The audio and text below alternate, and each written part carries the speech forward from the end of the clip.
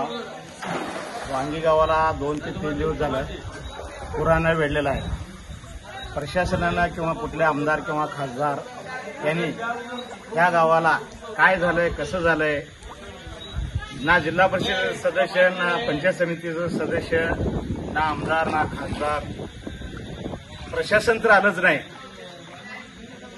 लोकांचे घरं रातभर लोक हे उचलून गबाळ उचलून त्यांच्या घरातलं स्थानिक लोकांकडून बाबा मदत तर आलीच नाही. स्थानिक लोकांकडून आम्ही सगळं एकेकाचे घरं रिकामी करत पुढे गेलो. आता सध्याच इथं गावाला पाणी पाजणारा प्लॅन्ट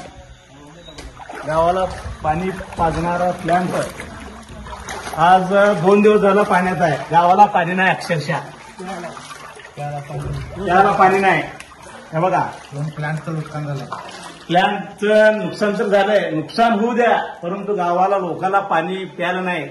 निदान एखादं टँकर लोकांसाठी सोय करावं असं प्रशासनानं कुठलीच ध्येयधोरणा बाळगली नाही. याची लोकांनी किंवा प्रशासनाने तात्काळ हे घ्यावं, म्हणजे दखल घ्यावी, जेणेकरून लोकांचे गैरसोय होऊ नये. निदान येऊन लोकांचं सांत्वन जर केलं बाबा काय होणार नाही, तुम्ही काय घाबरू नका असं जर म्हणलं तर लोकांना किती तर म्हणजे आई वडिलांच्या मुलाच्या अंगावर थाप मारल्यासारखं होईल. असंही थोडंही प्रशासनाला किंवा आमदार खासदार यांना कुणालाही वाटलं नाही. आता रात्री जवळपास 10-10:30 वाजल्यात. आणखीन पाणी वाढण्याची प्रक्रिया फार मोठी आहे. अनेक युवक वर्गाने फार मोठ्या प्रमाणात मदत करून लोकांची सोय केली, परंतु प्रशासनाला अद्याप कुठलीही जाग आलेली दिसून येत नाही.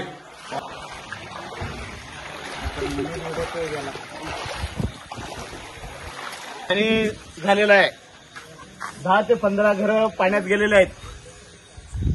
जनावरं शेळ्या गुरं वडत पाण्यातून आणून लोकांनी पोरांनी युवकांनी इथं बांधलेले आहेत. काही लोकांच्या सोयीसाठी तिने जाऊन वर बसलेले आहेत. अशी अवस्था असताना सुद्धा प्रशासना खेद वाटलं पाहिजे की बाबा काय करावं काय नाही.